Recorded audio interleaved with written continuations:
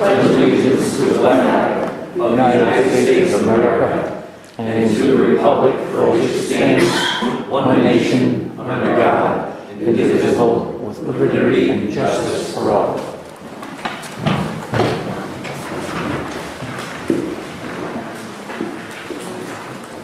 I have one announcement. I'd like to take a moment of silence for the passing of Virginia Peckham, a well-known resident here at Old Compton. It was always nice to talk with Virginia. So I will do a moment of silence.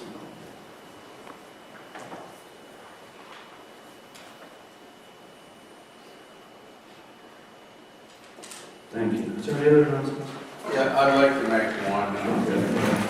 As we all know, there's another meeting going on down the auditorium that the planning board is having, and I'm kind of upset about that because the two meetings we all should be attending, because what's going to happen down there is going to give us direction in the future, especially about the zoning. They're going to put 4 houses on 2.6 acres. I think a lot of people have a problem with that. So I don't know why the planning board decided to have it on the same night that we have a town council meeting. But as I said, I think we all should be down there listening to what the residents have to say, because we're representing the residents. And us being up here is our duty, but I just think that somebody on the planning board watched us. I heard that, that was the only night they had where all the members could get together. So like 30 days, the same night we have a town council meeting, is the only night they could have a planning board meeting. So just a little upset about that. Thank you. No, I think what originated was there was a miss with the agenda. They didn't have time.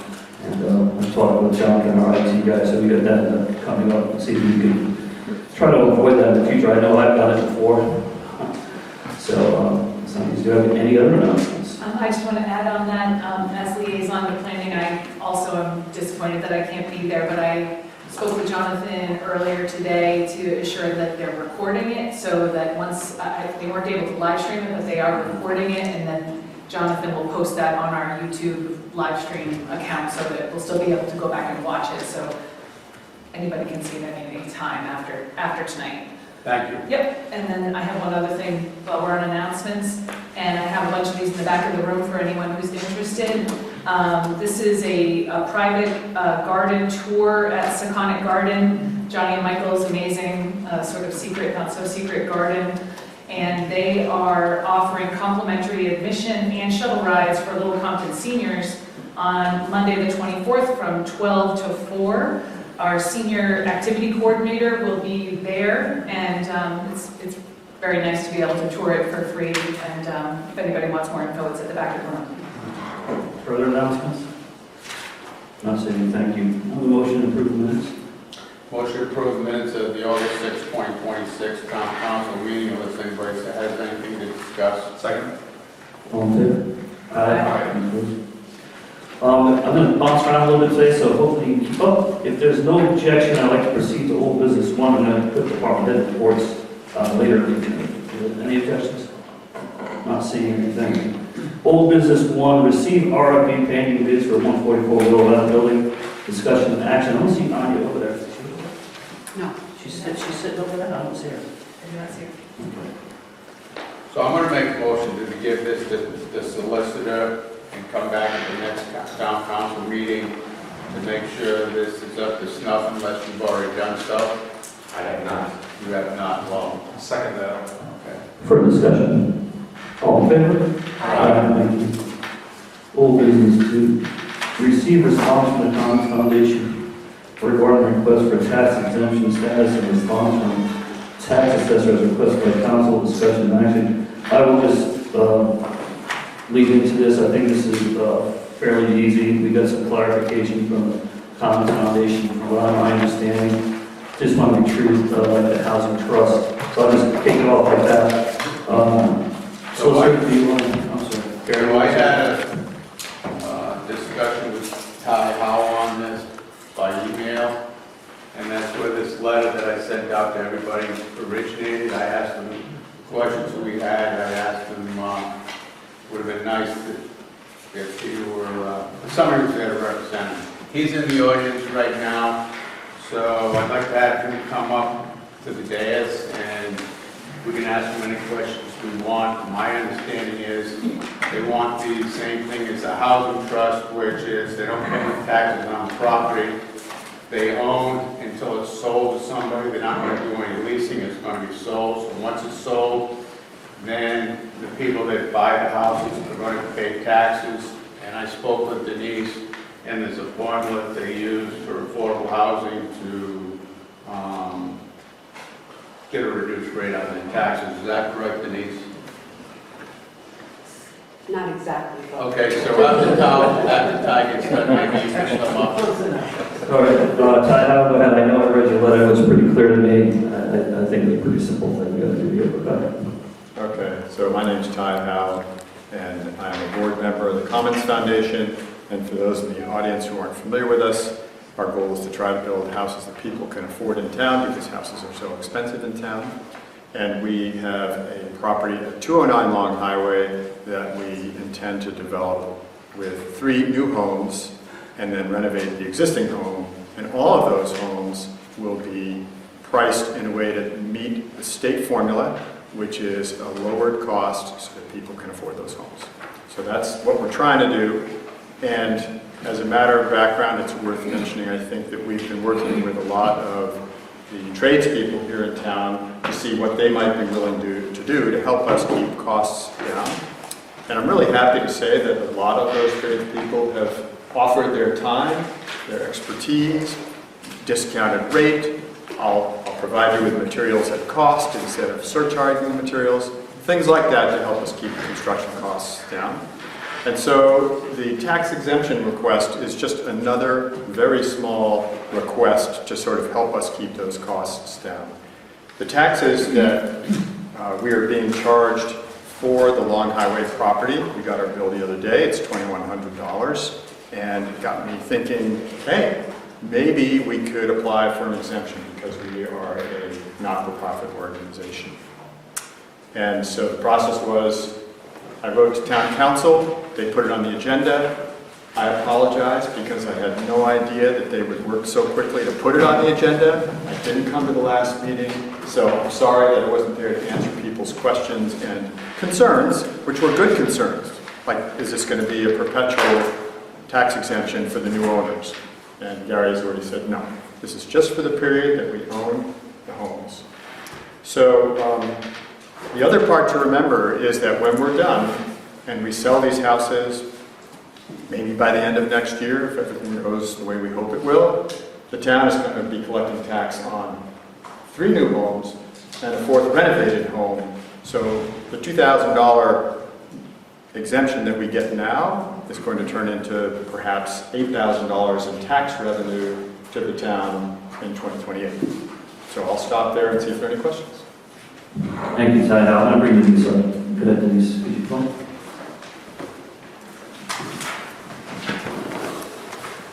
So I see in Ty Howell's letter, the last sentence, his last sentence says, we are asking an exemption exactly like the Old Compton Housing Trust. So you can answer this in one word. Is it exactly like the Housing Trust? it would be if you. It's not one word. Yes. Go ahead, Denise. Currently, the housing trust is not being taxed on their properties. They are a 501c3, just like the Commons Foundation. And currently, they are not being taxed. Yeah, but they're not being taxed because they still own the land. It's not because somebody else has bought it yet. Correct. They own the land. So I'll make a motion that we approve the Commons Foundation with the same tax exemption that the housing trust gets. I'll second it. What do we need to do for that? Okay. And Denise, correct me if I'm wrong. Steve. You're going to need to have section 44-3-3 of the general laws amended to include this, as you've done with the wellness center and Game club. the game club too. So that you need to have a resolution that would be forwarded to your legislative delegation in the General Assembly. and the necessary language would have to be drafted. Unlike the other exemptions, and in this statute, there are 94 different exemptions throughout the state for matters of this nature. But on this one, it would only be for so long as the property is owned by the Commons Foundation. Would we also need to do the same thing for the housing trust since they don't officially have that designation either? Yeah, they're not in this. Yes. So should the resolution be for both the housing trust and the Commons Foundation while they're holding land for development of affordable or attainable housing?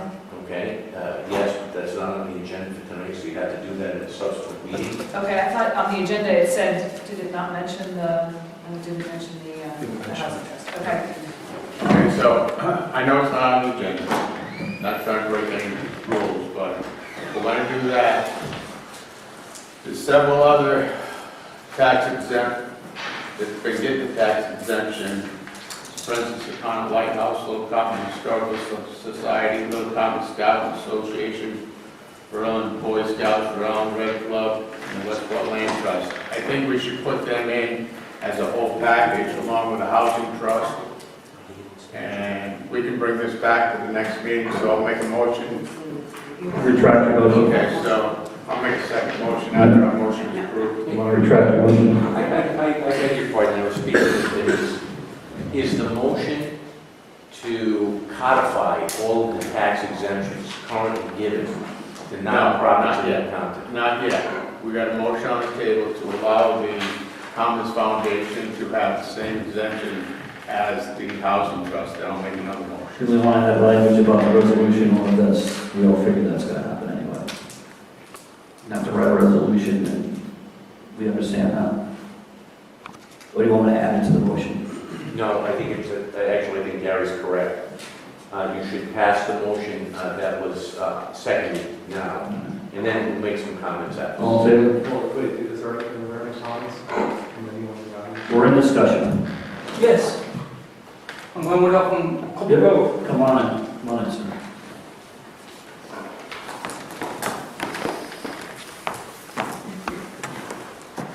I'm going with up on Compton Road.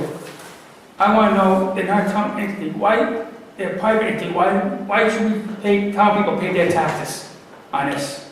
Oh, you lose, it's the tax rate, so we have to pay their taxes. They have put their millions of dollars, let them pay their own taxes. It's not fair to the town people. Okay. Anything else? Oh, Thank you. Anyone else? Not seeing anyone else. All in favor? Aye. Any opposed? Not seeing anyone. Thank you. I'm going to now bounce to. Let me just. Oh, you got another one. Go ahead. Yeah, so let me make a recommendation to bring to the next council meeting so we can add to what we just did to go to the General Assembly for, which they already have tax relief, but we'll get it codified. It is Francis O'Connor Lighthouse, Little Compton Historical Society, Little Compton Scouting Association, Rhode Island Boy Scouts, Rhode Island Red Club, and Westport Land Trust. Those are all entities that are already getting exemptions from the town, so we need to codify that in the General Assembly. So I'd like to bring this back to the council meeting so we can make it a vote for the next one. Tony, could we do it like a raft like that, just have a whole laundry list and have it go to the General Assembly? And follow-up question to that, do we have to make sort of an argument for each one or a justification for each one, or can it just be a request, like a list? It can be bundled. Okay, and we don't have to have like a reason, rationale, we can just say these organizations we would like to give property tax relief to? There can be an explanatory note that is sent along with the resolution, but I think really what's going to happen is when the bill is heard in the committee, that's when the explanations have to be made. Okay. So someone should go over. Yes. Yeah. So since this wasn't on the agenda, should that actually be a motion, or should we just, no? So that, I'm going to withdraw my motion, but ask the clerk to put this, what I just spoke about on the agenda for next time. I want to second it, so I didn't hear any motion. Thank you. The housing, just if I may, the housing trust is exempt because basically that's the town. The town is just not taxing itself. The housing trust is actually a 501c3 corporation. Yeah, separate entity. It's like a separate entity. But the town, it's the town's 501c3. It's kind of, Now, it's kind of a gray area. yes, it is. So it's an entity owned by the town, but the town has to get an exemption to not tax it. Because it has 501c3 status, that makes it a corporation. It's separate from the town. If it were a subdivision of the town, political subdivision of the town, then it wouldn't need the 501c3 status. Okay, it just seems a little redundant. It'd be like the town owning a vehicle that's registered to somebody else, but the town owns the vehicle and the town can decide not to tax it.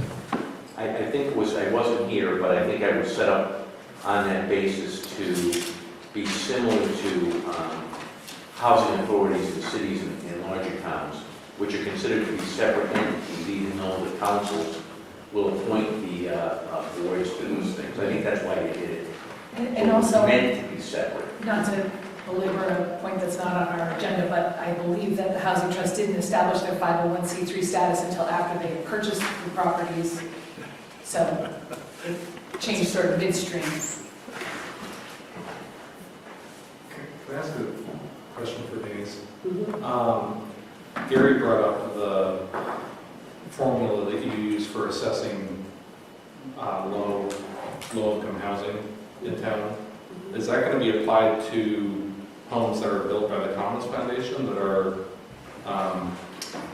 not low income, but they're in this new category that we've created for the attainable housing? Yeah. So the formula Gary was referring to is for low-income housing development.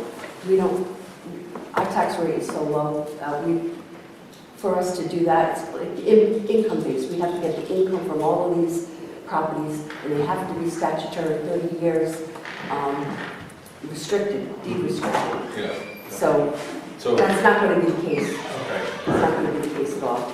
Then the tax treatment Yeah. that affordable housing gets under 4553, that's a separate So statute. they will be paying full. Correct, yes.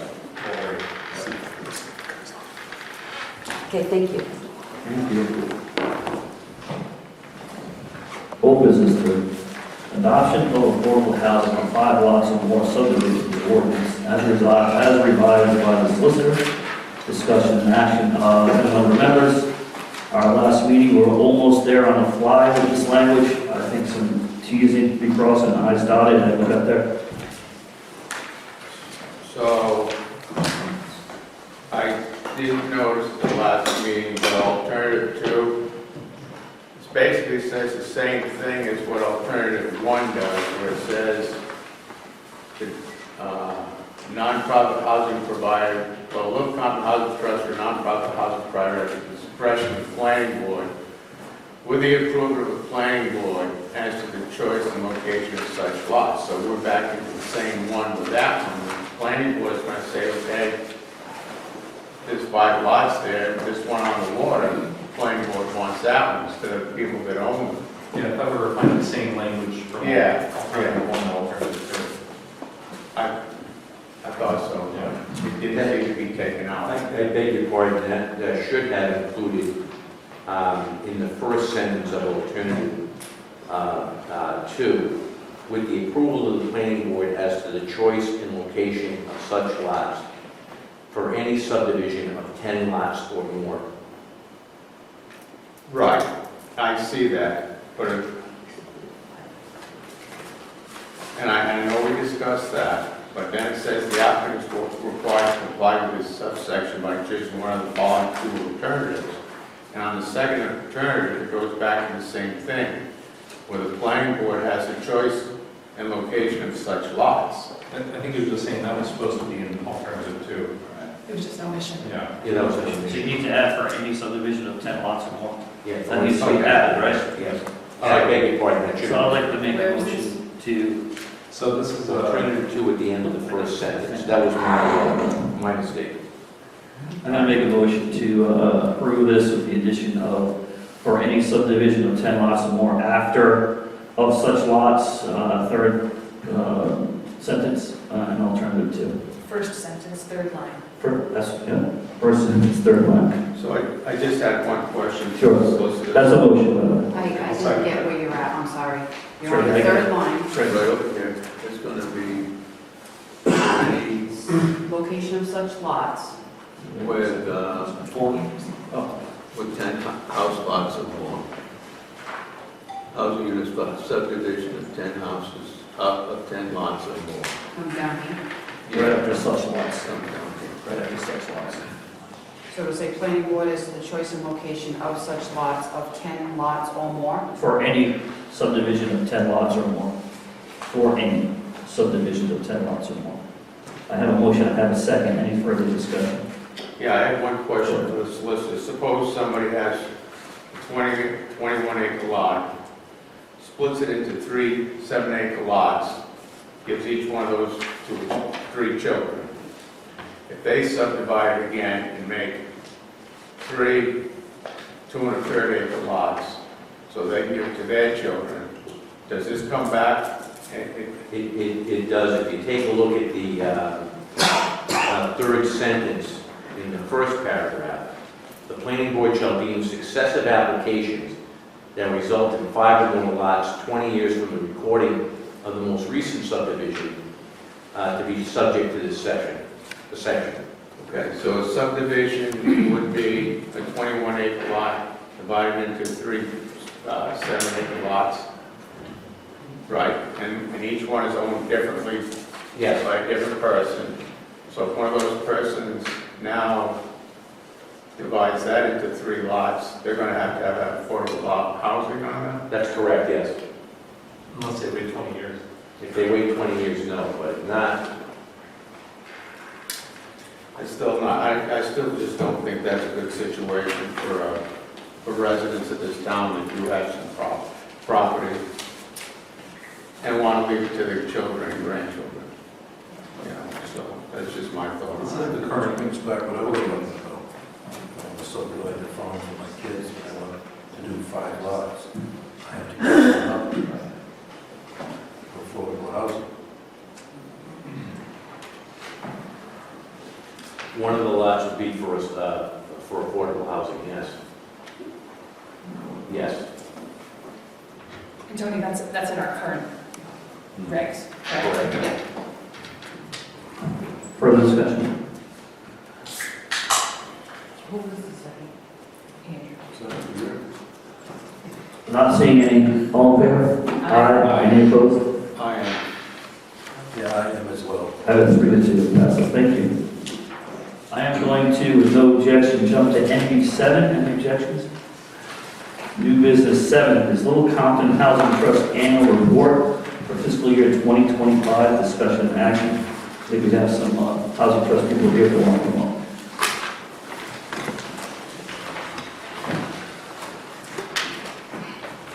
So this is your last item.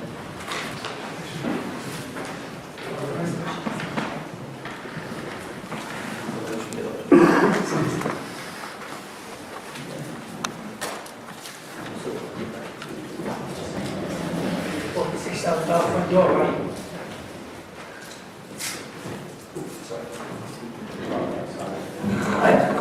So whenever you're ready.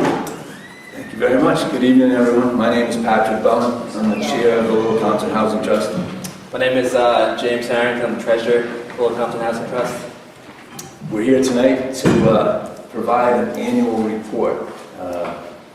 The bylaws of the Housing Trust do say that we should do that on an annual basis, so here we are. I'd like to compliment James on putting this together. And Jonathan, thank you for putting it on the overhead. So just quickly, the Little Compton Housing Trust was established by the Town Council in 2006. It does receive funding from the town, from the state, and from other sources. All of the trustees are appointed by the Town Council. I know there was some discussion moments ago as to whether or not it was a part of the town. Every trustee does operate as though this is an entity, it is a part of the town of Little Compton, in spite of the 501c3 status. And we won't go down that road too far, but I'm happy to speak to that at another time. In 2018, the town council came up with a funding mechanism whereby 40% of building permit fees were appropriated to the Little Compton Housing Trust. And that has made a big difference. In addition to an annual appropriation, this most recent fiscal year was $25,000. It has made a big difference, but we all know that the cost of real estate as well as construction is very expensive. So we recognize that this takes a lot of time. The process of building takes time in the private sector, but when it's done in the public sector, everything is done in public meetings, everything is noticed 48 hours as it would be in any public organization. So where it does take a lot of time, on the other hand, it does enable members of the community to be aware and to become involved should they choose to do so. So without further ado, I'll have James run through these slides, and we're happy to answer any questions you might be able to have. Thanks, Pat. Looks like there's a big crowd here today. I don't think they're here for the housing trust, but I won't take. Oh, sorry. I won't take too much of your time. Kind of just going off what Pat said. As we understand, here in Little Compton, 65.65% of housing stock here. Quite short of our 10% goal, but we're getting there. Our mission, as Pat stated, is to address the problem of housing affordability in our community, and we aim to address this goal through property acquisition, development, and management. So we do have 5 affordable homes planned. We have a modest operating budget of $20,000 thanks to the town council, and our threshold for these homes are up to 120% AMI. You guys may ask, what does that mean? It's around $135,000 per a family of 4. You can hop to the next slide, John, if you'd like. Nice. This is our biggest project today. It's a 4 affordable single-family homes located right in the Tiverton-Westport border. The thought of these homes, and any home that we're constructing, is what fits best for the family that's going to move in there. So we designed these homes to be net zero, affordable, with the highest standards, quality, with bedrooms, play areas, with fencing, make sure that the families that we plan to move in there have everything that we need. And like we said earlier, this project is funded mostly by the town through grants and through Rhode Island Housing, so we're extremely grateful for that. We should point out that Little Compton Housing Trust has chosen Church Community Housing Corporation in Newport to be the developer for the project on Old Harbor Road. The process of acquiring grants and developing is a pretty complex one. And though we have a lot of talent on the Housing Trust, Church Community Housing does it very well, and they have a long history, and they're very well respected, so we're happy to be partnered with them. And then this is our single-family home on 184 Colebrook Road. I'm sure many of you have driven by and wondered what the hell is the Housing Trust doing with that. Well, we're almost there. We're proud to say that this house has been 100% funded by the town council. And majority of this project, we have local contractors like Amesbury Mowing. We source everything local. I don't know if Pat, if you want to talk a little more about it. Oh, yeah. So for this project, Union Studio Architects in Providence is both the architect and the overseer, the developer for this. They will be very soon providing the final drawings for this. We're in the process of getting cost estimates, which will then enable us to get to apply for grants for construction costs. But as James pointed out, that 40% of building permit fees accounts for that $175,000 purchase price for this property. There is an existing building there, as many know, and we have chosen not to demolish that until such time as we've chosen the contractor to build a new one. Union Studio Architects has a great deal of experience in both private sector and in affordable homes, so we're happy to be partnered with them. And as I said, we're expecting a final set of drawings to be in very shortly.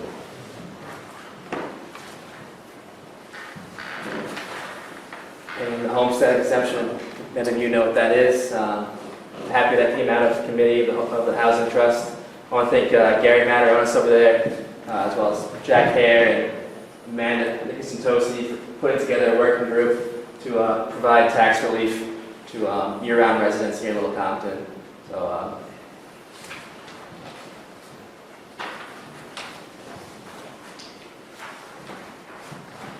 I guess, like Pat said earlier, we are a public body. We meet once a month here in Town Council Chambers. We thank everyone, all our partners, board members. Yeah. So, Happy to answer any questions anyone might have. so I want to just thank you guys for coming up. It's exciting. There's 5 houses coming on. He's doing this one to spotlight James Harrington. He's 24 years old, and he's fighting for his generation that can afford a house here in Little Compton. We know the median price is $960,000. It's not something you're going to be able to afford at 24 years old, I don't think. James went to PC. His grandfather was a Mary Beckford, and he's certainly spending time on the Housing Trust and doing a great job. So I appreciate that, and thank you. Is there any questions for these folks? I didn't pay you to say that, right? Good job. If I could just note, as I did at the last council meeting, the Little Compton Housing Trust, while we hold these 2 parcels, have not paid tax on them. It is fully the intention of the Housing Trust to put every single one of these 5 homes on the tax rolls once they are sold. Thank you very much. Thank you. I'm now going to, with no objection, I'm going to pivot to NB3. Any objection? I'm seeing NB3, request for resolution of the Rhode Island General Assembly and Executive Office of Housing to recognize the unique challenges facing the town of Little Compton in the development of affordable housing and to provide support to address these obstacles. Discussion and action. Councilor Talbot has been the lead on this resolution and spent a lot of time with this important discussion. So I will turn it to Councilor Talbot. So the idea for this resolution kind of grew out of attending some Housing Trust meetings recently and understanding that with all the good progress that they're making, they are still facing an uphill challenge to secure grant funds to actually build the houses. So as they showed on the four house subdivision, they've received grant monies for the land and some of the pre-development costs, but they don't have funds secured for construction. And what I learned from attending their meetings and some of those conversations was from Church Community Housing that their recent application with a sort of similarly scaled project with similarly estimated price per units was recently turned down by Rhode Island Housing and the Executive Office of Housing for the grant monies. And that was discouraging to Church Community, and then they shared that news with the Housing Trust to say, your per unit cost is as high as the ones that just got rejected. So what I don't want to see happen, and I don't think any of us want to see happen, is for them to go through all the trouble that they have and get this far and finally have some houses in the queue to go and not receive grant monies. When I thought about that, I also, on the other hand, was thinking about how much money is going from Little Compton up to the state for the new owner occupied property tax, known as the Taylor Swift tax. So I did some research on that, and actually it's the non-owner occupied owner, how does it go? Non-owner occupied. Non-owner occupied, Taylor Swift is easier. That tax, I spoke with the Department of Taxation, and they have recently revised their estimates upward for what's expected for Little Compton's tax liability. Currently, that is estimated to be in excess of $4 million a year. They noted that that number could come down with people applying for exemptions, but that's their current estimate, and the statewide estimate is $54 million. So Little Compton's kicking up potentially much more than its fair share, I would say, up to the state. And so when I thought about, we might be getting turned down, or we're very likely to be turned down because our per unit cost is so high for our affordable housing development, and yet we are sending them $4 million potentially a year for property tax, I thought maybe we could make some noise as a town and ask for some recognition about that. So I worked on a resolution that was in the packet. Basically, it's asking the General Assembly and the Executive Office of Housing to formally recognize the unique challenges that Little Compton faces in developing affordable housing, namely extremely high land costs, limited developable land, and a lack of municipal water and sewer infrastructure. These factors result in significantly higher per unit development costs compared to other municipalities. The resolution highlights that the Little Compton Housing Trust has its first 5 projects in pre-development and will soon be seeking grant funds, and it asks the Executive Office of Housing not to use the per unit cost as a basis for disqualification of grant funding. It asks the General Assembly and the Executive Office of Housing to further consider this in light of Little Compton's disproportionately high non-owner occupied property tax liability, the 5th highest in the state. So the goal is to secure recognition, support, and partnership from the state, and that's what I tried to achieve in the resolution draft, and the solicitor has given me a little help with that, and that's what you have in your packets tonight. So, after reading this, where it says the state's newly enacted non-owner occupied property tax will be levied on property owners in Little Compton to a far greater extent than most other Rhode Island communities, with Little Compton's estimated tax liability being next to $4 million annually. And you can do whatever you want, and the solicitor will have to weigh in this, but I think we should hit a little bit harder and say that we would like a percentage back of that $4 million, maybe 25% come back, right back to the town. Why are they taking our money to go into the General Assembly to take care of all of Rhode Island when the $4 million is coming from Little Compton? We should get some of that money back, like we used to do on a car tax. We used to get some of that money back. Is that possible, solicitor? It is, yes. So I don't know if you would want to add that into your resolution So like I said, this came from, the genesis of this was the fear that we're not going to get grant funding for housing. Right. And understanding, I believe I'm correct in saying that the funds that the state collects are earmarked for affordable housing in the form of, I think, affordable housing tax credits, and that we're very unlikely to get those. So the idea, my thought was get some of this money back in the form of support of our affordable housing, since that's the reason that they have the tax. But by all means, I would be happy to see more of it come back to Little Compton. I just wanted to get the conversation started and saying, at the least, we should be getting some support for our affordable housing projects, if that's the intent of this tax. Right.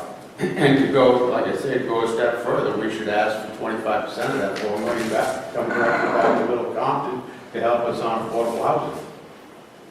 And I don't know enough to know whether or not that makes sense to include in this resolution ask, or if that becomes like a bridge too far and then that gets turned down and then we don't get the recognition that I'm trying to achieve for the grant application. So I'm not sure, I don't know enough to know how best to strategize that politically. Are you in a hurry to get this going? Well, the reason I kind of hustled on this, because I just learned this news from a recent housing trust meeting, was because I thought it would be good to get it in front of our legislators and in front of the Executive Office of Housing before they receive the application. And I don't know, Pat, if you have a sense of when the applications are likely to be submitted. I wanted to get on their radar before they said no. So that was why I moved kind of quickly on it. But I'd love to hear if Pat has a sense of timing on that.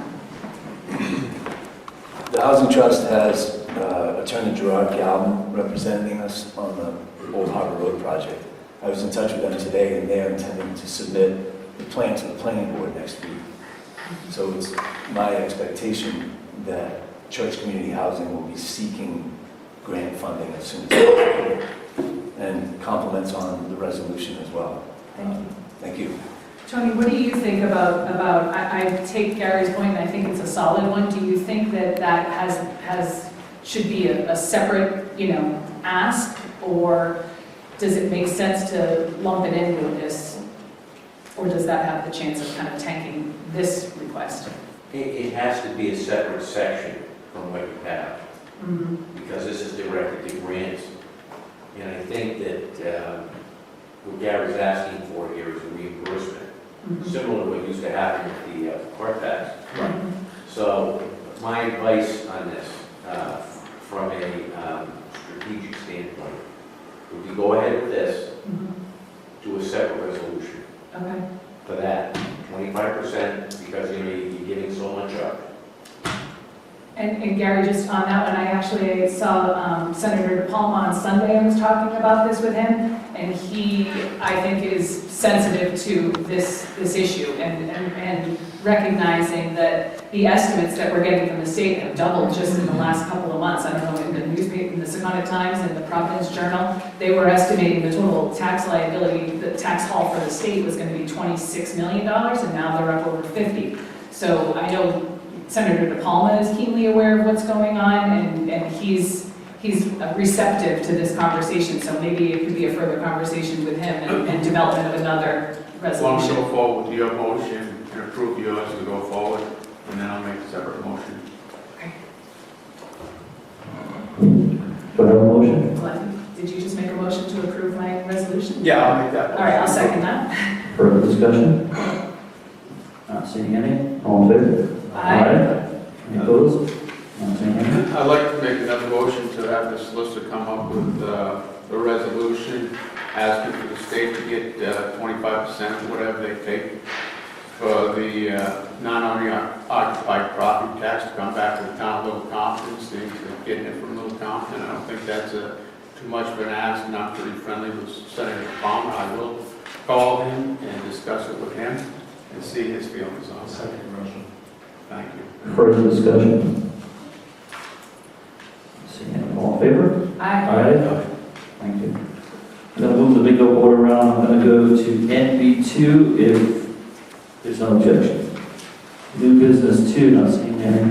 Request from DPW Director proposal to purchase lease a wheeled excavator with mowing attachment, discussion and action. We have the DPW Director here. I have my Finance Director here. Figure we have this discussion now.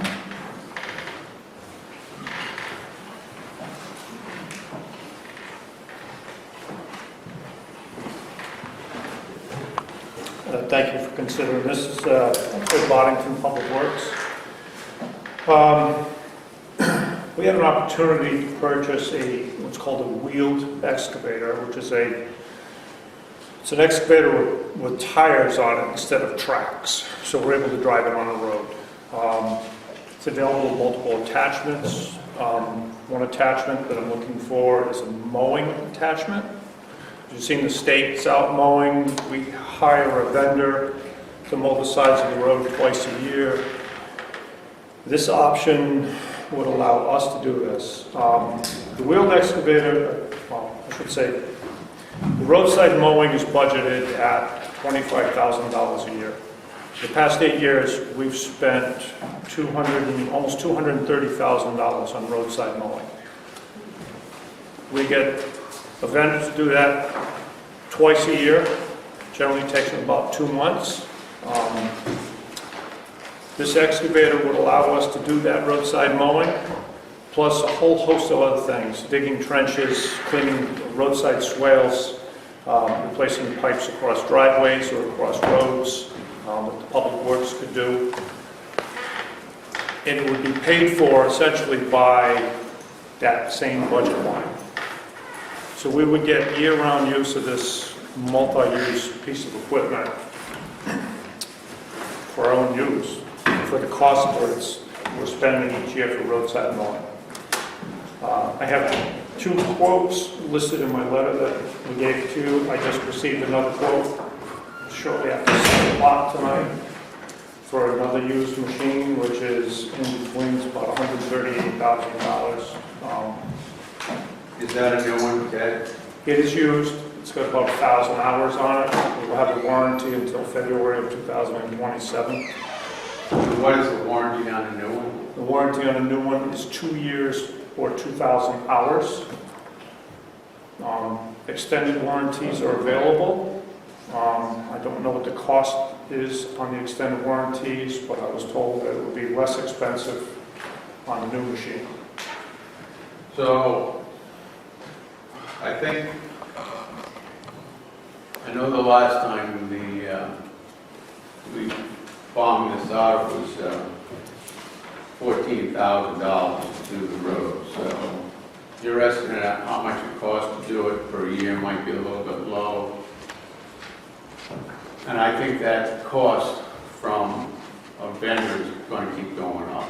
So that $14,000 was for the spring mowing, which was the last half of last year's budget, which essentially put us $1,500 over budget in that line item. So I think this is a good idea. I'm thinking about this myself. If you do it on a 10-year lease, it'll actually be cheaper than what we budget for roadside mowing.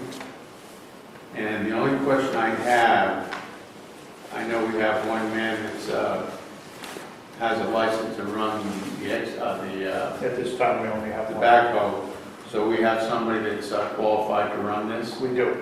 and we're not going to have to hire another man.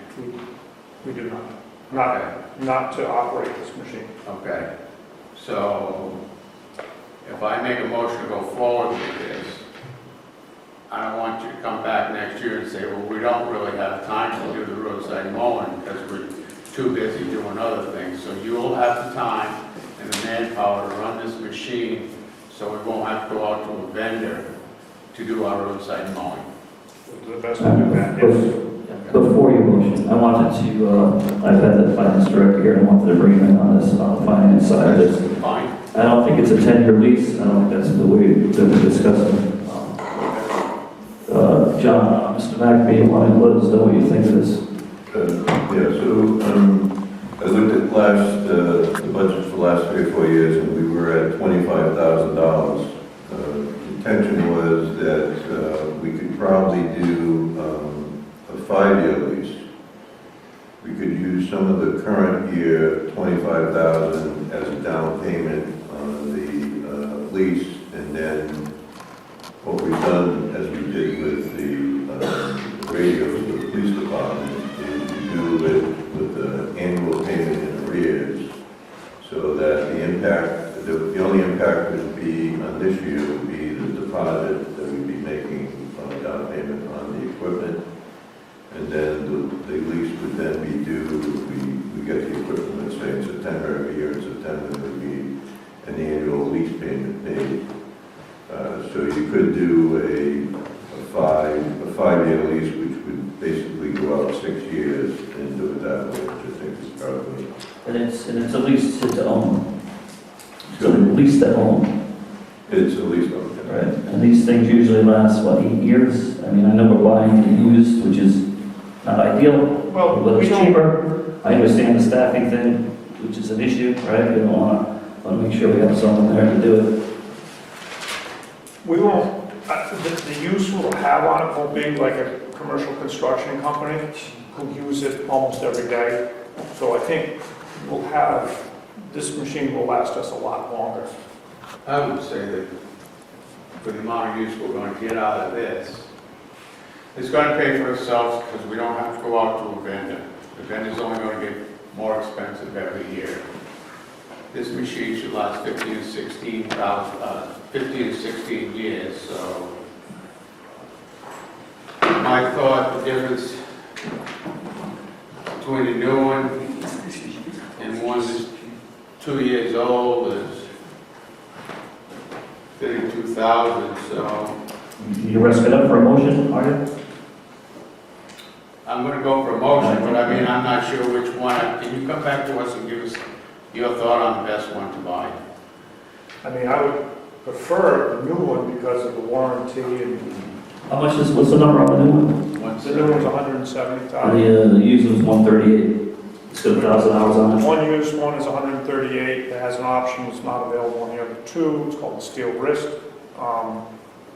The oldest one, it's $122,000, and I believe the warranty's expired on that. We have to get an extended warranty. Finance director, if we're gonna do 170, does that change your tune?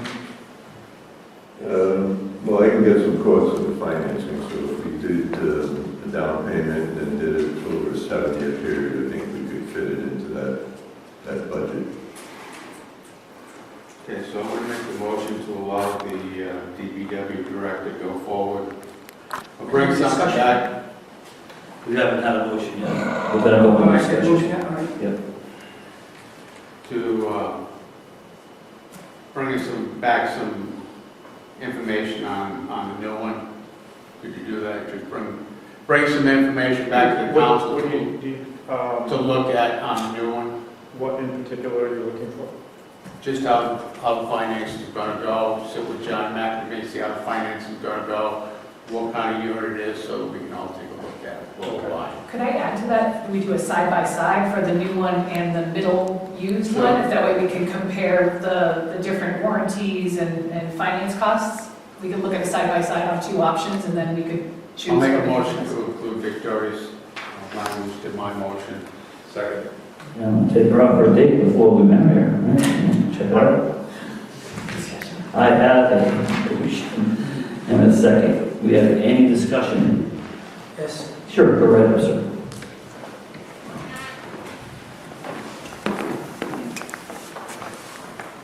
I'm Glenn Waddell from Colbert Road. This excavator, town workers, have they ever ran an excavator before? Have they ever been mowed before? I think it's a liability to the town. This big machine on the road, and these things break all the time. What's the maintenance cost of this thing? Yeah, you When you know, fix it, when it's down, are you going to hire a vendor now? yeah, you know, I questioned Ted about maintenance for it, and he talked to me about it. And he says we have someone to do it. I would defer to Ted on this question. Well, I mean, we don't know a lot about it. I can research that a little more if you want. I mean, as far as maintenance, I mean, again, prefer to buy a new one. Because the used ones, we don't know, who operated it before. It's typically they're rental units. I have the option to rent one this fall to do our fall mowing. It's $8,700 delivered for the entire month of October, which is significantly less than what we just paid for the spring mowing. And we'll see how long it takes to operate, to do a mowing. We can do that, and if we use that machine and we want it, we can also apply that rental to the purchase price. Are there other uses for the machine, sorry, are there other uses for the machine beyond the spring and fall mowing? Does it have other? Oh, absolutely. Because it'll come with a 24-inch digging bucket, a 5-foot wide tilting grading bucket. So we, like roadside ditches, we just rented one to do 150 feet of trench on the side of Town Way, where rainwater was spilling over into the street, crossing and flooding someone's basement. Weekly rental for a mini excavator was $2,300, I think it was. We did the same thing last year, cleaning a few ditches. I've spent about the past 2 years about just under $5,000 for renting a small So excavator. beyond the offset to the vendor cost to mowing, we also will have the offset to not having these rental expenses. Thank you. I think I'm going to withdraw my motion now that he said he can rent one. I would like to see Ted rent one to see how this goes, to make sure it's going to go and be satisfactory to what you want. I'm sure it will be. But the previous vendor was always calling me and telling me that there was debris where he was mowing and his machine was always getting broken. And 2 years ago, it cost him more to repair the machine than what he made. So before we go spend $170,000, maybe that might be the way to go, just to see how it works out. Like to rent one. Well, Gary, I think you might remember that we looked at one which was just a roadside mower to purchase a number of years ago. The reason we didn't buy it is because we didn't have an operator, but that would have been paid for 15 years ago. You know, to me, I mean, I see it as a long-term investment. As we've noticed that the cost of hiring a vendor keeps going up every year. And he didn't even finish the job on time this year and threatened to quit because I didn't pay him the entire amount because he billed me before he was done with the job. I mean, I'm willing to, do some more research here, certainly. If you want me to rent this used one, I'd be willing to do that. I have a retracted motion. I did retract. Do I have a retracted second? Do we know who made the second? Was it me? Yeah, I can retract it. Retracted. Okay. Any further, Well, let's get to a resolve here. okay. What's your thought? Well, I think to Ted's point, it could have a greater budgetary impact than just beyond the roadside mowing. So I think we need to look at how this could affect the budget and the finances in a longer period. I mean, if you're saying that we've rented machinery for other things, this year and previous years, then we need to know what the offset is going to be in the long term and how much we're going to be spending on this, including maintenance. We need to see what expected maintenance might be on something like this over 5 or 10 years. So, Well, that's why I'm saying if we rent one right now, and they get halfway through and they hit some kind of debris that breaks this thing, who knows how much it's going to cost, but it won't be our machine. We have our machine that's under $7,000, we break something, it's going to be considerable to get it fixed. So that's just my thought. Things break. So, I mean, I'd like to make a motion that we allow Ted to rent one for this upcoming fall season and see how that goes, renting one, and then come back to us in the winter to buy a new one. If it all goes okay, there's no breakdowns, somebody can run it, it's not taken away from the guys that are doing the regular mowing and whatnot, just to make sure everything's gonna run smooth before we drop $170,000. Say a motion? Yeah, I'll second. Now we're in discussion. again. Again. Any further discussion? If it be $8,600 that's going to cost to rent, when it's still far less than $14,000, it would cost us for a vendor to come in. And let's just see how it works. See if the guys can do it, see if it comes out good. Give us a trial basis, then if everything works out good, I'd be happy to make a motion that we go ahead with a new one. So, do you have a comment and discussion? Yes, I agree with Gary, because we have no one that ran it straight before in their lives, never mowed in their lives. So if they hit something and break it, it's a trial thing. I think you're right in renting it, not buying a brand new one, because it's going to cost the taxpayer a lot of money. So thank you, Gary. All right, I have a motion. Do I have a second? All second. All in favor? Aye. Any opposed? Thanks, Ted. Thank you. Okay, I appreciate everyone having me jump around. I'm going to go back to the beginning. So, There are no objections. If nobody minds, I'd like to go to Communication 3, which deals with Young Family Farm. Communication 3. Someone else wants to jump around.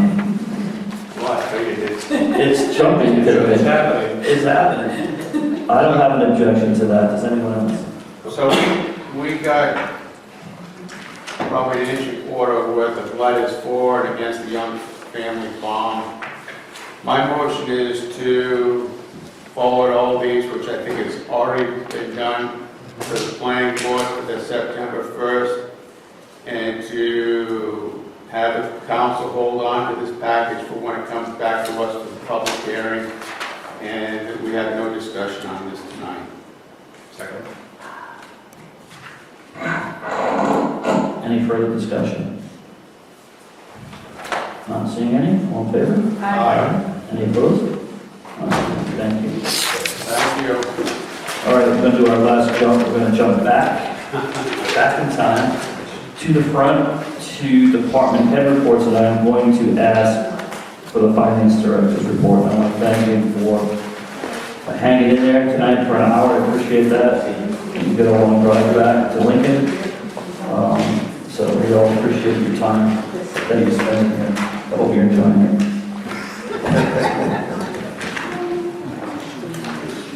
As good as the school committee meeting last week. So let's just start with 6/30/25. Right now, what we're looking at is our unaudited excess of expenditures over revenues being $1,163,791. As you know, that's compared to the budget that we had of $1,116,796. Now, with that $1,163,791, that's going to bring our fund balance down to $733,000, which would be the start of the FY26 year. And the unassigned fund balance, which is going to be about $250,000 less, because we have to take out some of your prepaids and your inventories and those that are sitting on the balance sheet. So it's going to give us an unassigned fund balance of $483,000 in the general fund moving forward into 26. The good news is if we look into 26, is we're looking at a surplus for the year of approximately $580,000. We have revenues that have exceeded budget. Our tax revenues are above our budget by about $53,000. We've got some additional increases in building permit revenues, and one of the things that we look at is the beach receipts. They're going to come in at about $308,000 compared to our budget, which is $300,000. So that we are on the positive side when we're looking at the beach receipts. Expenditures for 26 will be $17,134,356, which is $449,000 less than the FY26 budget. The two areas of concerns that I mentioned at the last meeting were the fire department and the highway department. Between the fire department and the police department, we actually wound up with a net savings of about $144,000, knowing that we were a little bit over on the fire department, but we were in a position where we weren't able to hire the full complement for the police department, so we did wind up with an overall savings of about $144,000. The highway department, which is where the paving had gone into, we're looking at a deficit in that budget area of about $202,000, which was slightly less than what I had projected in May. And that, as well as the increase that we on snow removal budget, approximately $23,000. So at this point, with that $580,000 that we were showing, you add that to the 483 of unassigned. Our unassigned fund balance at the end of 26 is going to be projected to be just slightly over $1 million, so we should be at $1,063,000 at this point in time. The 27 26 numbers, I've gone through most of the revenue. I think there's a little bit of interest I got to add to that. I've got that in my projection column. I've also added about $50,000 to my expenditure line item for any unforeseen payables that might come in. But overall, the expenditures, we've got 26 weeks of payroll in there, so we're pretty good, I think, on the expenditure side. So I'm pretty confident we'll be showing a surplus, certainly something between the $500,000 and $600,000 for FY26. Cash flow, which obviously is always a concern of mine. We were down probably to our lowest point in terms of reserves at the beginning of July. We had a pretty good collection period for July and August. So as you know, we got the bills out probably within the first couple of weeks of July. Thank you, Denise. And so far we've collected $1,783,000 of taxes for this 7-week period. Of that $1,783,000, $235,000 was collected from prior year's taxes during that period.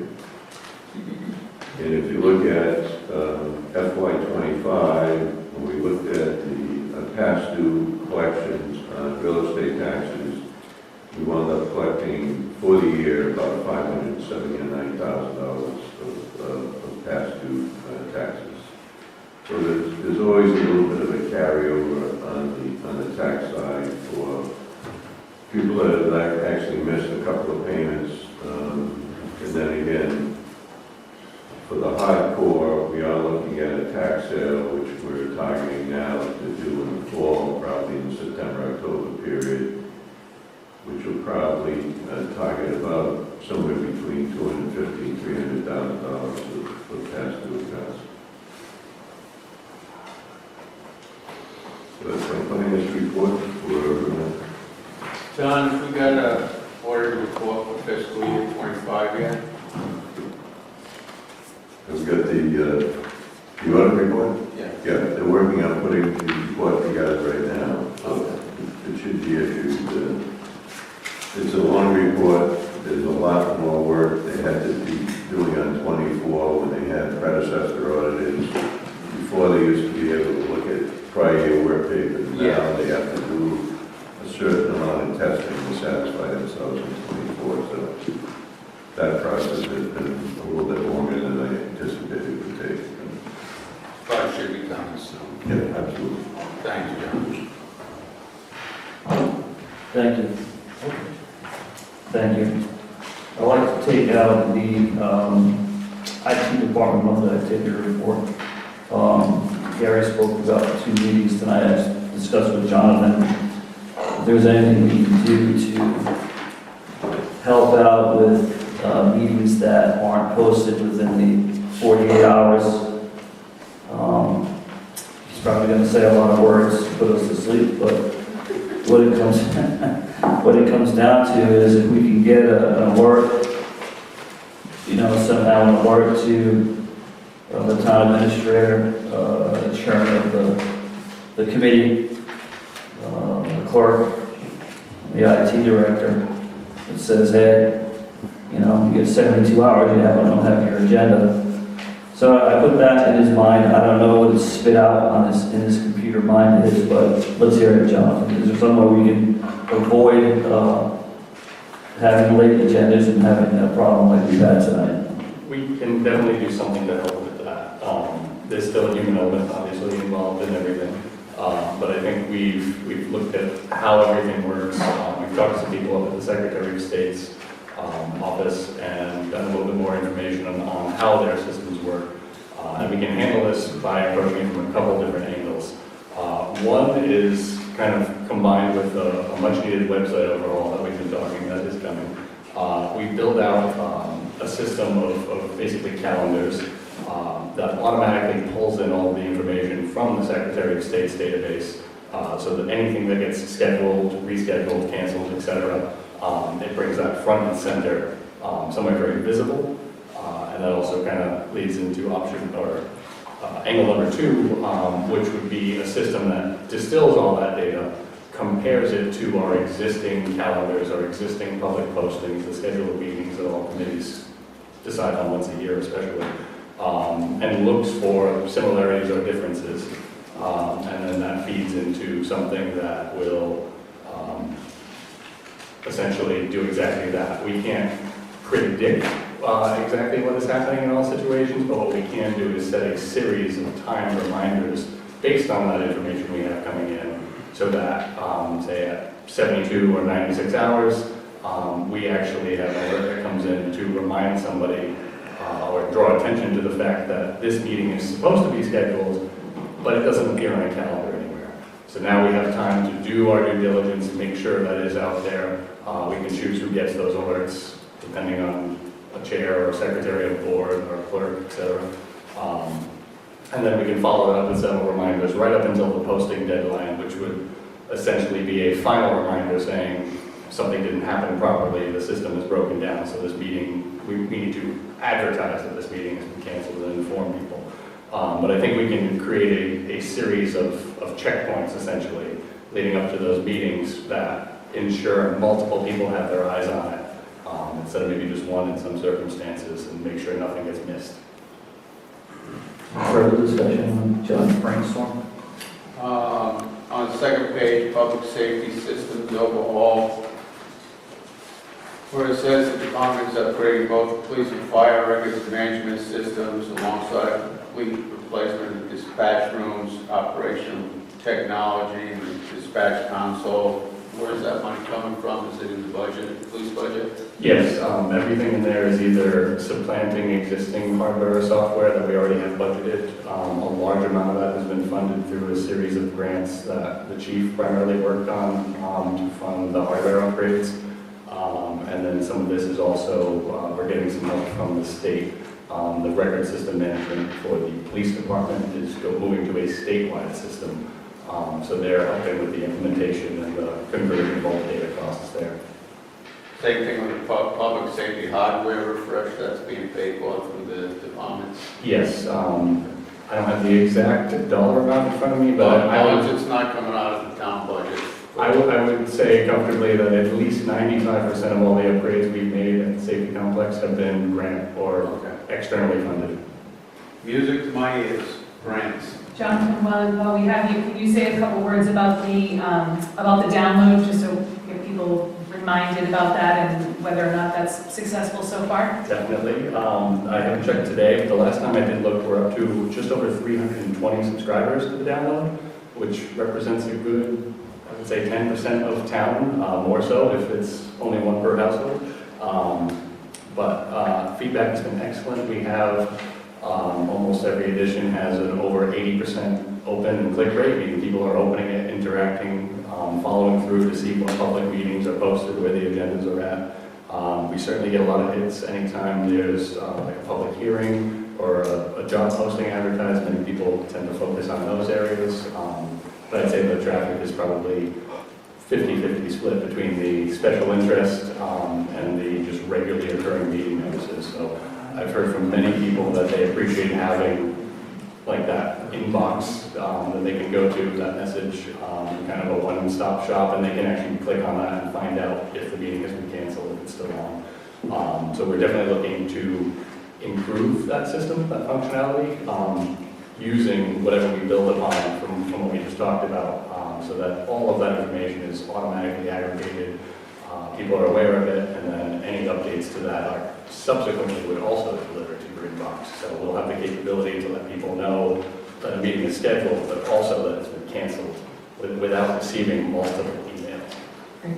Thank you. My hope is not just that it's sharing out information widely, which is obviously the first point, but maybe reducing some phone calls into the clerk's office with questions. If they're answered by their bi-weekly email, they have a lot more information that they can just get at their fingertips. So hopefully that helps to cut down some of the phone calls that come in, Heather, for all the questions. Honestly, no, but some of the phone calls that have come in on confusion of the information that has gone out, so we just try to clarify that. But I would like to say also, if I can, about the posting proposal here.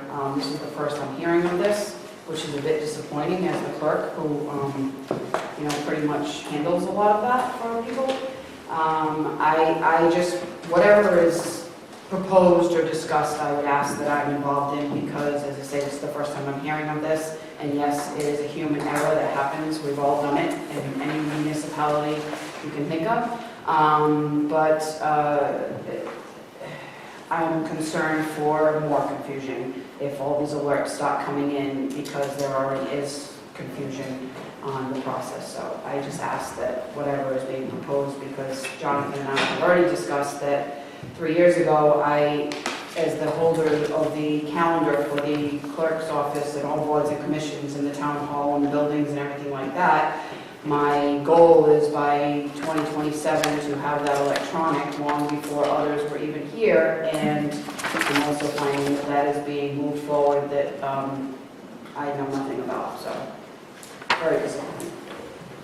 All right, so we'll get you with the town administrator, Jonathan, to clear any of that up. Appreciate that. If you haven't heard enough from Jonathan, he'll be back in OB5. Oh, sure. Yeah, about the fiber optic expansion. Yeah, we've got that on OB5. Oh, okay. We're going to put Jonathan back to OB5. Yeah, that number. Thank you.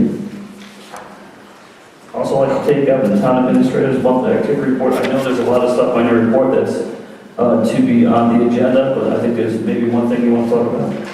Yes, thank you, and I apologize if I contributed to the bouncing around on your agenda. Your town administrator decided she needed a nap before this meeting, failed to wake up. So here I am. The one item that, I'm going to talk about some of the major items that would have been in a written report throughout your agenda. The one that's not in your packet and that I wanted to make sure you heard about tonight has to do with PFAS, which I'm ashamed to say I can't remember what it stands for, but they're forever chemicals that you've probably read about being in water in some places, and most notably in Tiverton. And Councilor Talbot has done some research on this and asked me to report out to you on the testing that's been done so far in Little Compton on this. And I have talked with the Department of Health and with Chief Petron about this, so just wanted to give you a brief update. The source, as far as folks know, in Tiverton of PFAS in drinking water in private wells has to do with a fire station where they were using a particular type of foam fire retardant. Chief Petron tells me that they don't use that kind of foam, they never have. They use a different kind of foam that is less toxic and is not, and they don't store it on the premises. And so that's not an issue here in Little Compton. The state has come and tested our wells to confirm that we don't have any pollution in them. So they tested the one at the school that serves this entire complex, and that passed the testing. They also tested over at the safety complex, and initially they found some elevated levels, but it turns out that they were taking the water for that test from a spigot that is not, that the departments know is not potable water, and it doesn't go through their filtration system. So they retested from an indoor spigot, and everything was below the acceptable limits. There may be some places where there are private wells in town that would have elevated amounts of these chemicals, but it does not appear that it comes from any municipal activity. And thank you for that update. I think I saw on social media there's going to be a meeting. Yes, Yeah. there's going to be a meeting, and I'm forgetting, it's Wednesday, I think.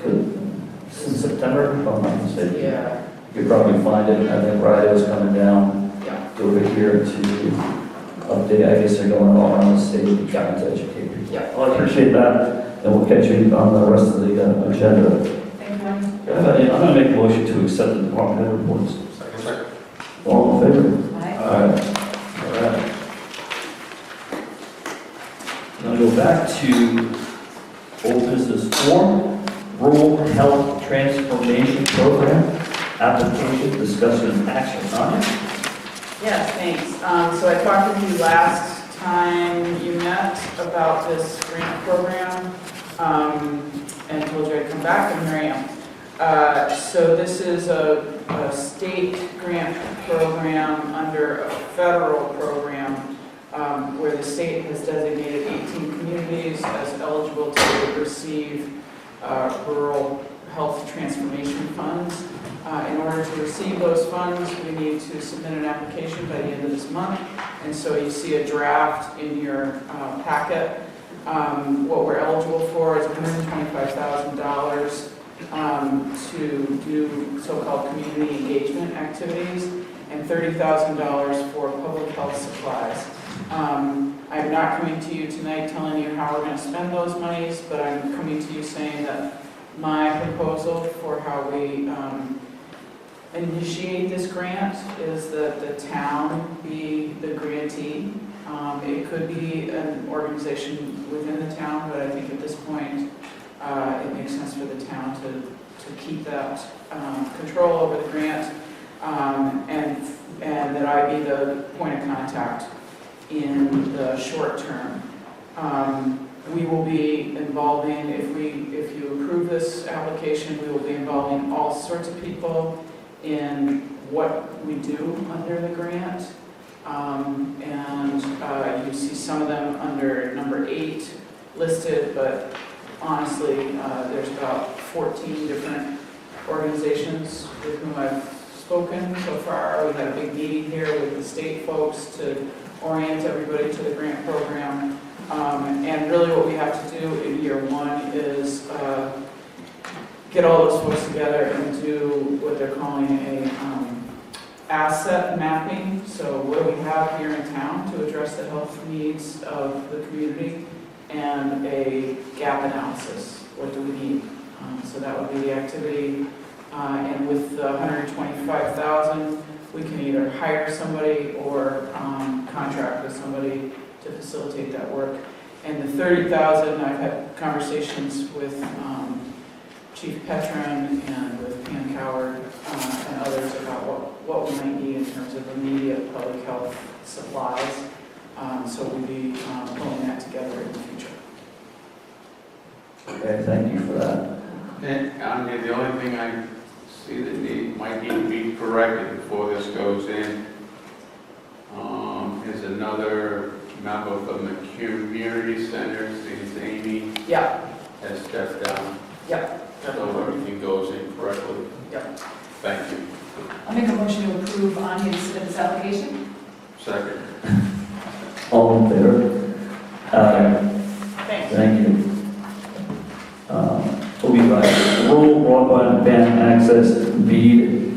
I've read this for the past 3 years. I'll read it again. BEAD, the acronym is Broadband Equity Access and Deployment Program. We're getting close here. Is a $42.45 billion federal grant program in the United States created by the Infrastructure Investment and Jobs Act to expand high-speed internet access to unserved and underserved areas.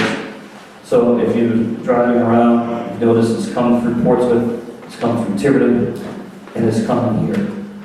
We just had a meeting with Danielle Fairchild around the Commerce Corp is overseeing the Middletown, Portsmouth, and Tiverton installation.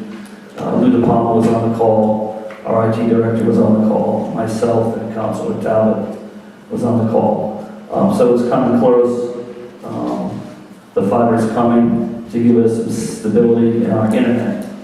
I will say, from working with this and studying it for so long now, it's not a cure-all to everything. And I think it's going to take a lot of effort from this body, whoever's sitting here, for the next year to make sure that we're on Verizon, we're on the Commerce, we're on Commerce Corp, and we're making sure every driveway we can get down. You know, everybody wants to know about their phone. It's not about your phone, this part of it. But there may be some infrastructure there that we can, or they can, someone can put something on there to get better phone connectivity. But it's coming, it's gonna take a lot of diligence, a lot of work from the council to make sure that they deliver what they're supposed to deliver. Make sure new poles go up with Rhode Island Energy, make sure we're working with people, and they don't want, you know, things going wrong with stone walls or trees, etc. So we ask for your patience as this is gonna come in soon.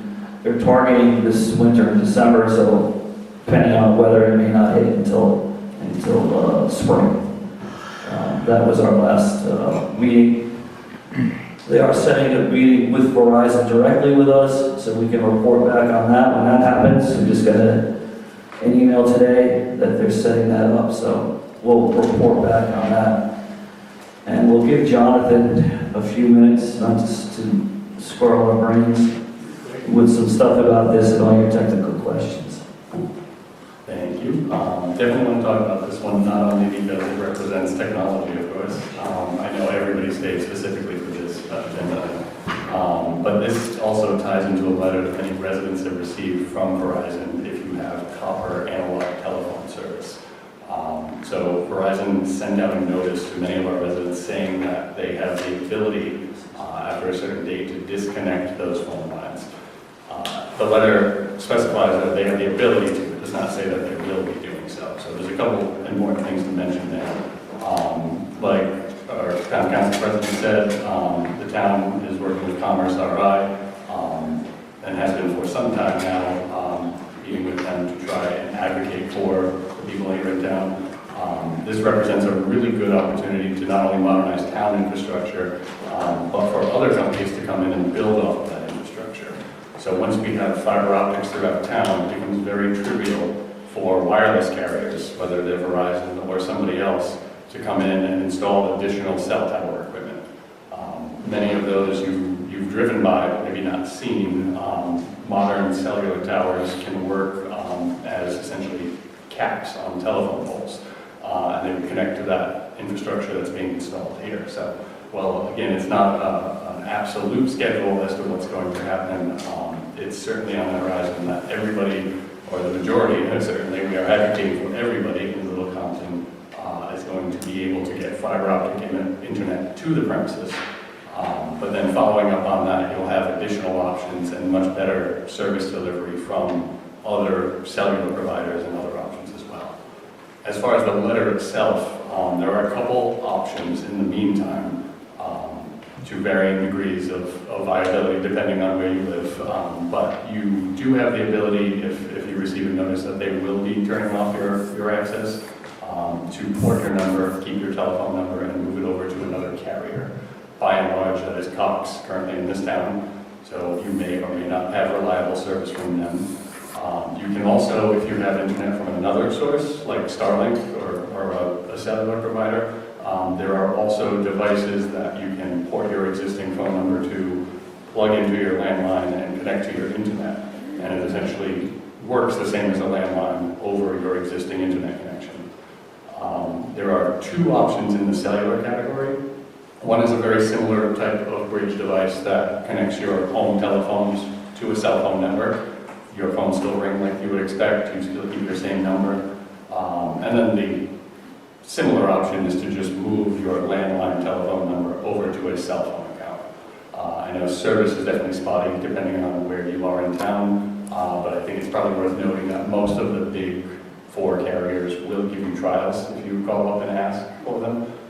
You can say, I have questions about my service, I don't think I will get good service, and they will preemptively send you a test device so you can make sure one of the carriers does actually work reliably enough in your home. As a very last alternative, we don't have an exact time on this, that's something we'll be asking for clarification for in these meetings. But if you receive notice that your home phone service is going to end before Verizon Fios is available for your house, you do have the ability to notify Verizon directly that there are no viable alternatives and they are not allowed to disconnect your service until there are. So it's something we can kind of also use in a way to prompt them to move a little quicker and make sure that they're covering every single resident. But it's a very big focus in the conversation to make sure that all of the new internet options are available and in place before anything starts getting made unavailable to our residents. Any questions for John? Everybody understand that?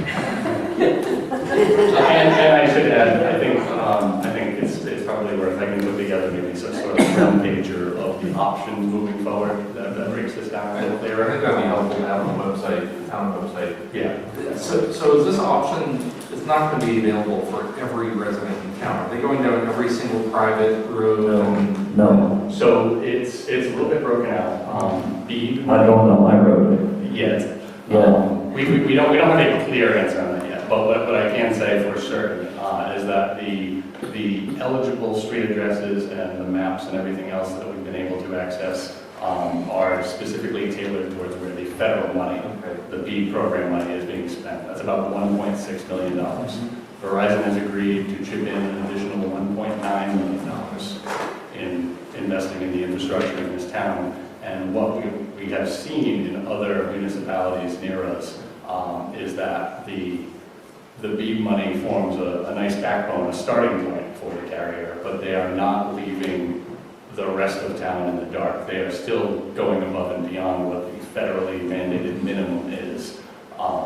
That is going to be one of our strong suggestions / requirements of Verizon, is going to be some assurance that we're going to be able to cover every street in town, not just the ones receiving federal funding. Okay, so are there any resources for us or for people in town to see where it's going to cover, see if their own address is going to be covered by this? There is on the Commerce Rhode Island website, there is a broadband map that shows where the deployment money is going, but again, that's only where the federal dollars are Okay, going so to not be where Verizon is going to be investing the And additional. that's part of what we're trying to get out of Verizon in these meetings, comprehensive information so that we could share that visually and so everybody can see. And what we have to work at as public officials here with these people is say, listen, this is underserved here. I know it's not on your map, but these folks are underserved here.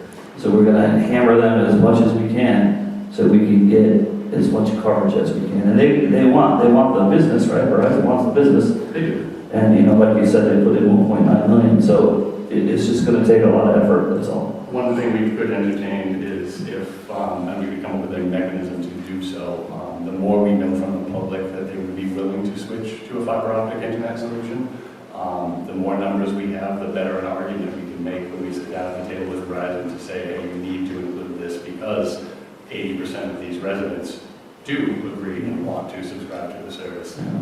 It's a lot easier to have those discussions when you know those numbers ahead of time. Right, so we've talked a lot about that over the years, is hiring a consultant to find that data. So the more data that we can give them in these meetings, the more they'll listen. But that costs money to do that. You know, is there a way that we can get people to test their numbers and send them in because they have a threshold? I don't know. And at this point, we are beyond the testing phase.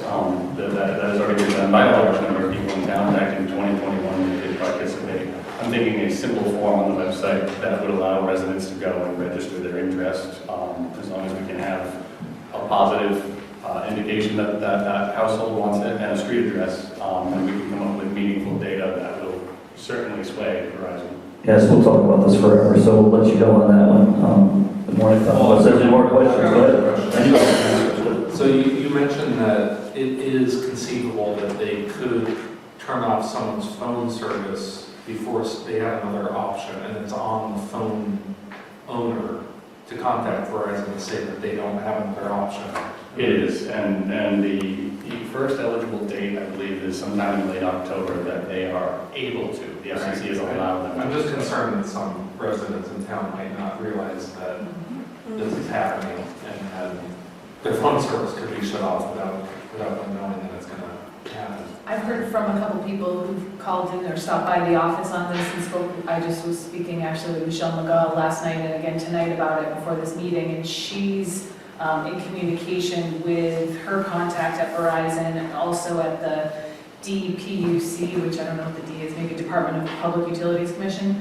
And so she's speaking with them and wanting to be clear that we've got constituents here in Little Compton who might only have a landline. We don't have the broadband access yet, and they're afraid that their landlines are going to be shut off. And so I think, Jonathan, you stated that's illegal for them to do that, so people need to be able to stand up and say that they don't want to have that happen, but we need to advocate for them too. So Michelle McGaw is also working on this on our behalf, and we'll share more information as it comes through. Anyone else? All right, thank you. New business one, received letter of resignation from Julie Frederick, clerk of the planning board, zoning board, effective December 4th, 2026. Motion to accept with regret, send her a letter of thank you, and advertise for her position. Second. Julie was outstanding, and we're certainly going to miss her. All in favor? Aye. See where we are here. Am I on new business 4? I think that's right. Two. I did too, I'm on Right, no, 4. you're right, 4. Case of Birch Tree Ward resignations effective August 11, 2026, discussion and action. Same motion for Jason. Same second. So Jason Birch is going to be some big shoes to fill, and I think he's done it for 12 years, I might be wrong, I might be 8. But my interactions with him were nothing but positive, and he really cares about this town and took it very personal. And, you know, it's going to be tough driving down the road every day. All these years wondering if a tree's going to fall and hurt somebody. And so he's done a great job in hurricanes and storms, and it'll be tough to replace him. All in favor? Aye. Any opposed? None. My chair's going down to the table. 5, presentation of Little Compton primary care work group discussion action. I'm sorry that you had to wait through that. Good evening, my name is Susan Killenberg. I'm a resident of Adamsville, and thank you for the opportunity to speak tonight. My goal in the next 5 minutes is to introduce you to the work of a national organization called Primary Care for All Americans, and more specifically to a work group formed here in Little Compton that we're calling Primary Care for Little Compton. Primary Care for All Americans is a national initiative focused on expanding access to primary care within communities. Their work is based on research that shows people who have access to primary care in their communities, number 1, receive better care, number 2, remain healthier over their lifespans, and number 3, spend less on health care.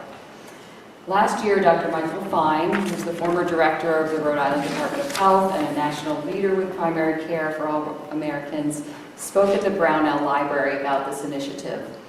After hearing his talk, our work group started meeting regularly with Dr. Fine to explore steps needed to eventually recruit and retain a primary care provider in town for adult and pediatric care.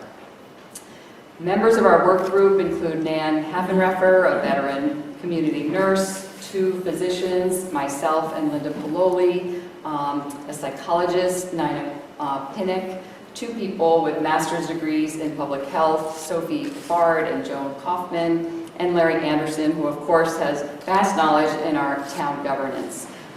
So we're a group with a lot of lived experience in health-related fields and with a high level of conviction about the importance of bringing primary care to Little Compton. We were also extremely excited to learn last month about the Rural Health Transformation Program that Anya spoke about earlier. We share many common goals. Our group met earlier this week with Anya and began discussions on how we could collaborate. Many of the items on a handout that are in your packet are self-explanatory, but I want to call attention to a few of them. There's a critical shortage of primary care providers across the nation. Here in Rhode Island, it's common to wait 6 to 12 months to get an appointment with as a new patient with a primary care provider. In Little Compton, as you know, we have an aging population with half of our citizens aged 60 and above.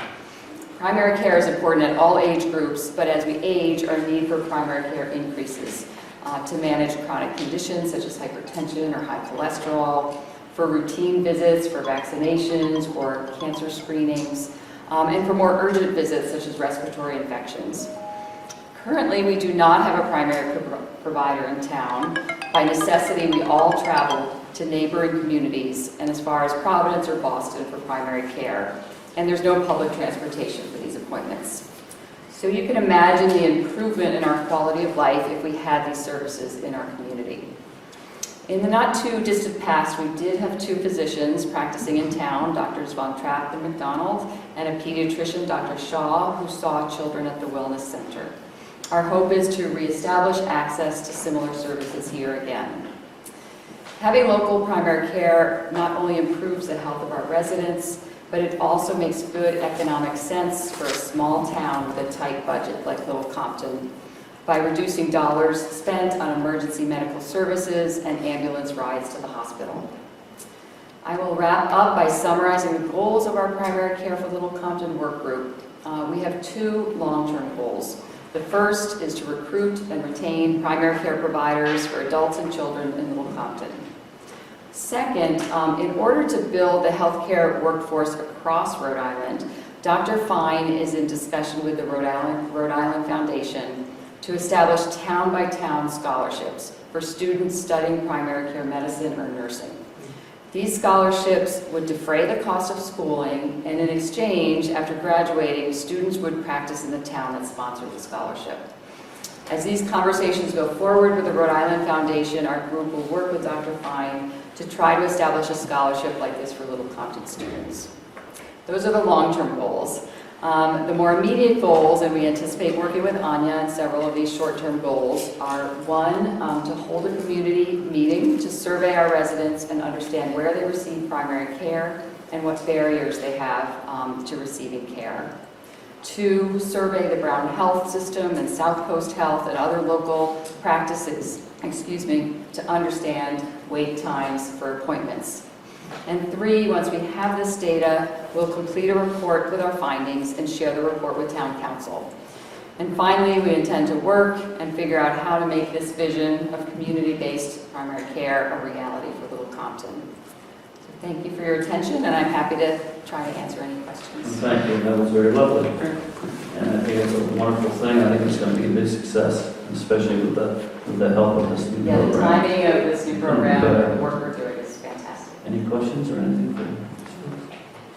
Thank you, Susan. Thank you.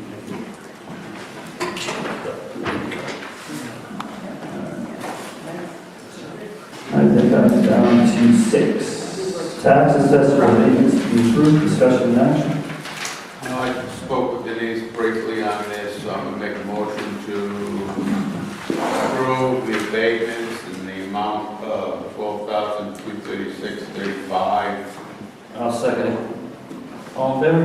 Yeah, hold on Oh, one second, sorry. just one explanation. So some of them, there's going to be, there's an abatement, but there's going to be a bigger tax coming from the same people.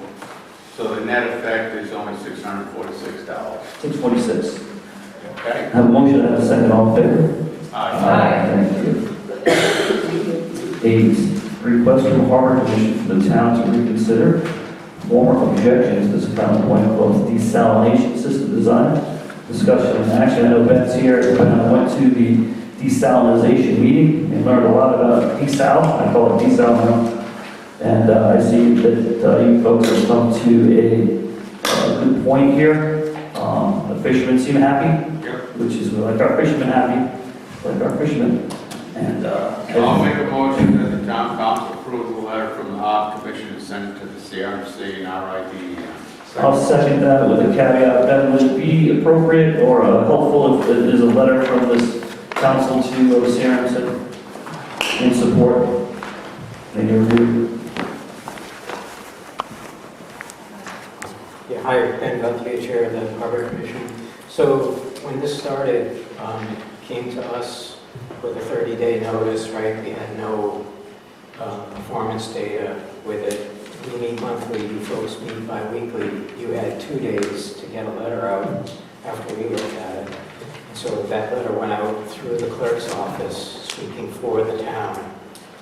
So the letter that you have from us in your packet is, our recommendation to the council to follow the same route and have the town respond back to CRMC and DEM, who adjudicates salinity issues, say that we, are now supportive of the design, having seen the performance models, the analysis, all the work that the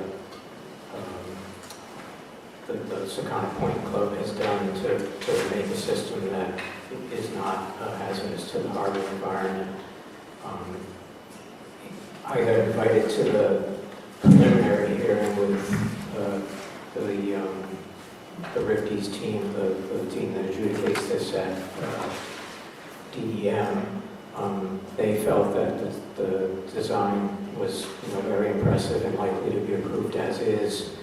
And then the club, again, in response to concerns from the fishermen, moved the outfall of the system another finger pier over, so another 40 feet over, just to get added separation from town docks. And now it's going to be well over 100 feet away from town docks. So, I think just commendable goodwill at considerable expense to make that last minute change. So How much was the expense? I think they spent almost $40,000 more to redesign it, move it, and then present that change to DEM, in addition to the hundreds of thousands that they're in already for the design of the system. How far was the loop? Another 38 feet away. 38 feet, 40,000, 38 feet. I mean, it's like, this whole thing has been, I think, a tremendous example of people coming together, actually listening to each other's concerns, and then, working with integrity to do the best possible job, hiring extremely skilled people, and I think they've, I think it deserves our support at this point in time. Great, so I reread this quickly. The last line, for the town withdraw its objection to CRMC application 2025-13 by letter to CRMC. So I think I might have missed that. So Gary, your motion, does that include a letter to the CRMC? Yes, it does. Is that okay to put that on there for the motion? You have that included? It wasn't. You had a written letter, even though you didn't say it. You have it on there?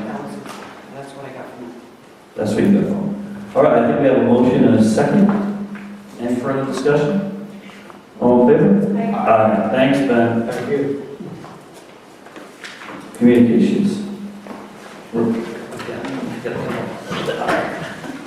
A request from Russell Bonington for a single event entertainment license for family wedding on September 26th. South of Compton from 6 to 10. Motion to approve. With all state and local authorities adhere to.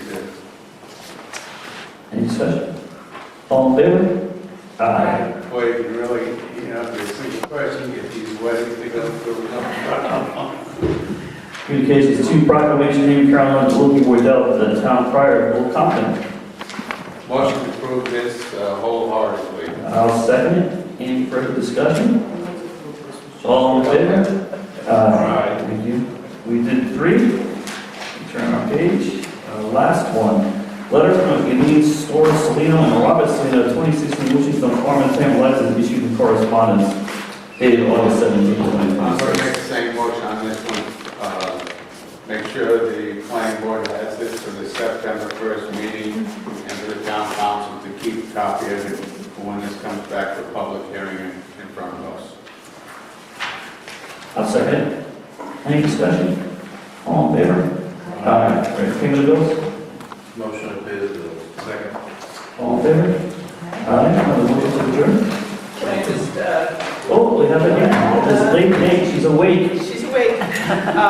Just because Jonathan kindly pulled it up on his computer, I wanted to say the PFAS meeting with the Department of Health and DEM is on the 18th of September, which is a Wednesday at 6 o'clock. At the 16th. 16th. Oh, it's a 16. At the community center, Anya? Yes. Thank you. Sure, go ahead. We're in discussion on adjournment. I've got a question, just procedurally, sorry, I may have missed it. Sure. Whole business water, What was this one? let's go back, so what did we do there? Let's go back. What's this one? Motion from Gary for a second Andrew to give to the solicitor. That's the one that went to the solicitor. Yes, I'm glad you brought that up. John, you weren't here. I hadn't checked it out, that's why I wanted. That was not, voted on. It was thrown to the solicitor for his review. All in favor, for adjournment? Aye. These two guys. Okay. Hey,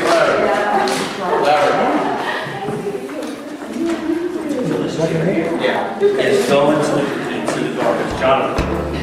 You should fire.